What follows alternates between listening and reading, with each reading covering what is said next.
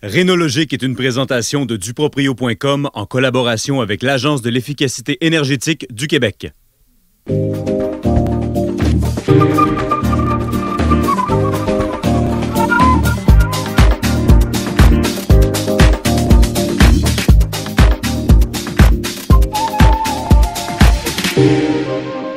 Bienvenue à la toute première de Rénologique, où l'on cherche à rénover son chez-soi avec un impact minimal sur l'environnement.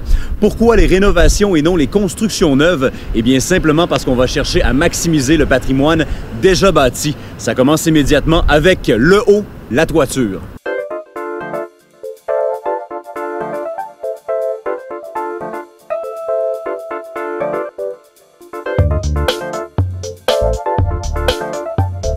Quand on veut rénover une toiture, il y a beaucoup d'éléments qu'il faut prendre en considération. Ça peut être la durée de vie de la toiture qui est complétée.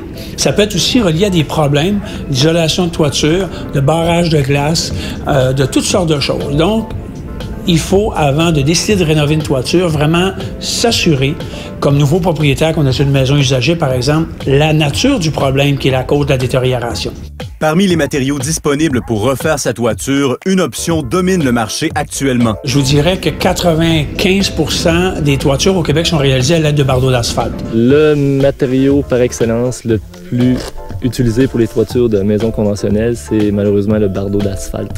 Pourquoi? Parce que c'est un matériau qui est économique, qui a une durée de vie assez intéressante. Le bardeau d'asphalte est également très flexible. Il permet de réaliser facilement plusieurs types de toitures. Il est aussi facile à remplacer et à réparer, mais c'est loin d'être un matériau parfait. On peut reprocher au bardeau d'asphalte, évidemment, c'est sa difficulté de recyclage. Il y a des gens qui disent que c'est récupéré, de plus en plus récupéré, mais d'autres gens qui démentissent tout ça, qui disent que oui, ça pourrait être fait, être récupéré, mais c'est pas fait. Le gros inconvénient du bardeau d'asphalte, c'est qu'il est en fin de vie, qui est assez courte, là, la durée de vie de 25-30 ans maximum. Donc, ça se retrouve nécessairement à l'enfouissement. Donc, ça fait des grosses quantités de matière qui, à tous les 25 ans, se retrouvent dans nos dépotoirs. C'est dommage, mais c'est beaucoup plus facile de le jeter que de commencer à essayer de le gérer. À part ça, évidemment, le fait qu'au fil des ans, il peut se désagréger, il est plus sensible au vent, aux dommages à cause des intempéries.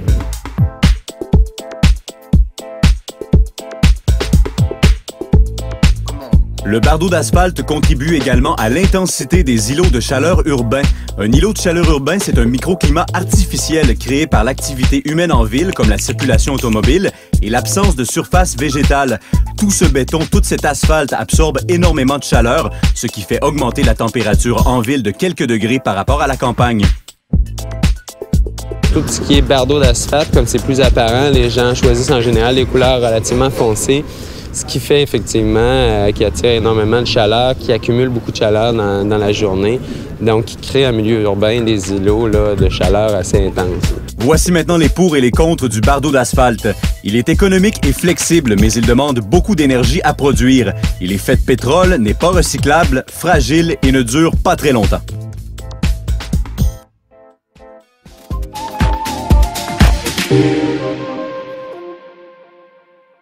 Heureusement, il existe d'autres matériaux pour couvrir sa toiture. L'alternative la plus couramment utilisée est la tôle.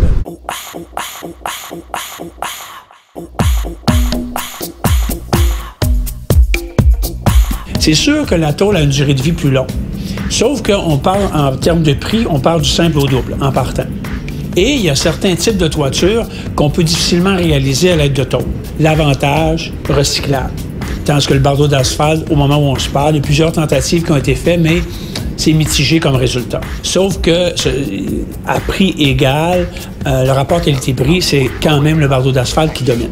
Ce n'est pas tout à fait le constat de nos éco-constructeurs qui suggèrent la tôle comme alternative durable et somme toute économique. La tôle, l'avantage, c'est qu'elle se pose relativement rapidement. Donc, au niveau de l'installation, tout ça, ça fait une toiture qui compétitionne le bardeau d'asphalte, dans le sens qu'il coûte peu cher, puis qui a à peu près la même résistance que le bardeau d'asphalte et qui a comme avantage d'être recyclable en fin de vie. Même les vieux pneus d'hiver que vous avez jetés le printemps passé peuvent aboutir sur votre toiture sous forme de bardeau.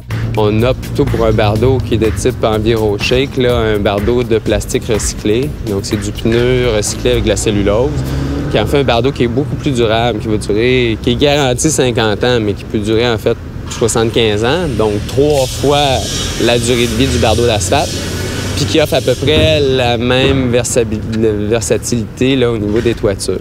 La toiture en bois est une autre alternative durable. Chez Tergos, on opte pour le bardeau de cèdre, mais chez Apex, on vous propose le bardeau de mélèze.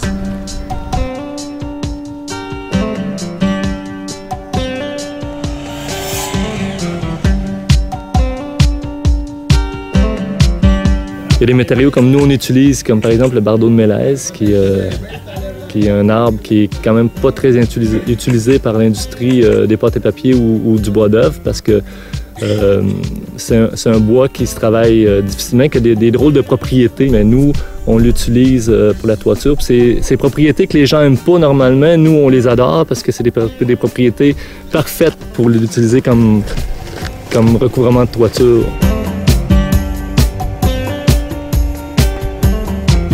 En séchant le mélèze, quand on le place sur le toit, en séchant, lorsqu'il est bien installé, il va courber un peu comme une gouttière. Donc, c'est idéal. En courbant, l'air peut circuler en dessous et puis l'eau peut bien circuler vers le bas aussi.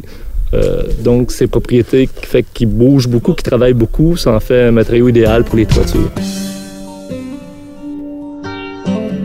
Apex installe le bardeau de mélèze sur des constructions neuves, mais ce matériau peut également servir en rénovation.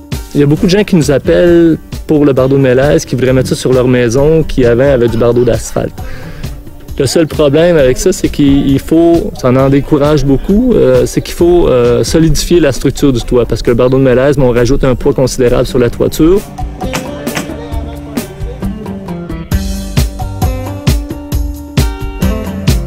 Le bardeau de mélèze, ça s'installe très rapidement. Ça donne un look très joli, puis ça dure très longtemps aussi. Une bonne toiture de mélèze bien faite peut durer au-dessus de 100 ans.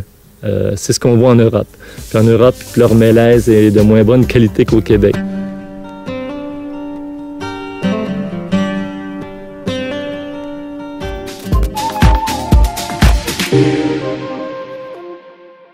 Revoyons les alternatives. La tôle dure aussi longtemps que le bardeau d'asphalte, mais a pour avantage d'être recyclable et est moins sensible aux intempéries. Les bardeaux de pneus recyclés durent beaucoup plus longtemps, mais sont évidemment plus dispendieux. Finalement, la toiture de bois a une durée de vie très longue, mais la surcharge de poids ne peut pas toujours être supportée par les bâtiments existants. Elle demande aussi un entretien tous les 5 à 10 ans. Voyons maintenant une alternative qui gagne constamment en popularité, c'est-à-dire la toiture verte.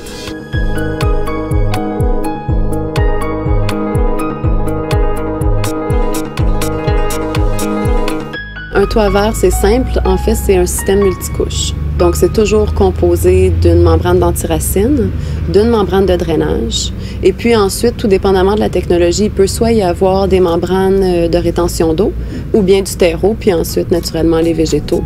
Et puis ce sandwich-là est posé sur la couverture conventionnelle. Les avantages, en fait, qu'apporte un toit vert au bâtiment et à ses habitants sont multiples. Ceux dont on entend le plus parler sont ceux de climatisation naturelle. Donc, le toit vert va agir comme un climatiseur pour le bâtiment en permettant de réaliser des économies d'énergie dans les envergures de 70 %.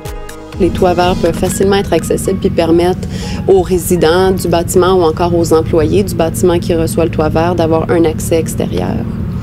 Ça augmente la biodiversité. Un avantage qui est peut-être moins discuté, mais qui est vraiment pas négligeable, c'est que ça a la particularité de doubler la durée de vie de la couverture.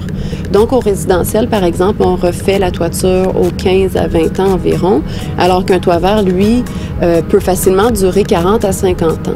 Un toit vert est donc un investissement rentable, un investissement qui peut être considérable puisque ce ne sont pas tous les bâtiments qui peuvent le supporter. Dans la majorité des bâtiments existants, la structure existante n'est pas capable de supporter la surcharge d'un toit végétal, surtout quand on parle d'un toit de terrasse accessible pour les gens. C'est que les bâtiments sont anciens et puis sont bâtis sur des structures de bois. Et puis, la structure du bâtiment en tant que tel ne permet pas le poids additionnel. On va dire un toit vert extensif qui est composé d'à peu près 6 pouces de terreau peut facilement apporter 15 à 20 à 30 livres additionnels au pied carré à la toiture. Donc, les bâtiments ne peuvent pas supporter ça. Il y a toujours moyen de faire une modification de structure du bâtiment. Naturellement, ça fait augmenter considérablement les coûts d'installation et puis c'est ce qui freine un peu l'évolution des toits verts dans le secteur résidentiel au Québec. À moins d'avoir un budget suffisant, il est donc très difficile de se faire installer une toiture verte en rénovation. Par contre, en construction, il suffit d'aviser le constructeur que l'on désire une toiture verte. Il pourra alors penser la structure en fonction de la toiture verte pour des frais négligeables. Mais si vous tenez mordicus à votre toiture verte et que vous rénovez, il y a peut-être une alternative pour vous, le toit modulaire. C'est une membrane qui est pré-végétalisée au sol. Ça a seulement 1,5 pouce à 2 pouces là, de terreau, incluant toutes les différentes couches de membrane. Ça pèse seulement 9 livres au pied carré. En général, les toits conventionnels sont capables d'accepter ça. Mais il faut penser, quand on va aller faire l'installation de la toiture, il y a des gens qui vont marcher, il va y avoir des matériaux. C'est tout autant de choses à considérer. Là. Imaginons maintenant si tous les toits au Québec étaient verts. Vous vous rappelez des îlots de chaleur urbains? Eh bien, le toit vert peut aussi le combattre. Il y a une étude qu'on prend souvent comme exemple qui a été faite qui dit que si à Toronto, 6 % des surfaces de toit étaient végétalisées, ça permettrait d'abaisser la température de la ville de 1 à 2 degrés environ. Donc, c'est quand même pas négligeable, ça fait une bonne différence, puis c'est seulement 6 % des toitures, ce qui est quand même réalisable d'ici quelques années si les incitatifs financiers gouvernementaux peuvent s'y mettre un peu. En milieu urbain, la solution, ce serait vraiment que les municipalités s'impliquent et offrent des subventions pour encourager les propriétaires à végétaliser leur toiture. Donc là, ça pourrait absorber un peu le surcoût, justement, de la structure, de la nouvelle structure. Puis la ville sauverait par la suite énormément. Donc ça serait à la fois rentable économiquement et socialement, là, d'avoir du végétal partout sur tous les toits. Les gens seraient beaucoup mieux en ville, ils auraient une meilleure qualité de vie. Donc tout en découle. Là.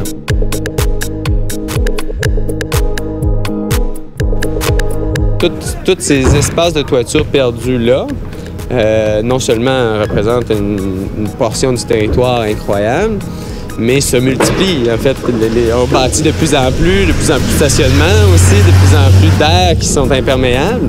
Donc, si on continue comme ça, éventuellement, en milieu urbain, on vient qu'à manquer d'oxygène parce qu'on n'a plus rien de végétal pour purifier notre air qui est encore plus pollué qu'en campagne, bien sûr. Si on résume maintenant toiture verte, toiture de bois ou toiture de tôle, le choix vous appartient. Bonne semaine.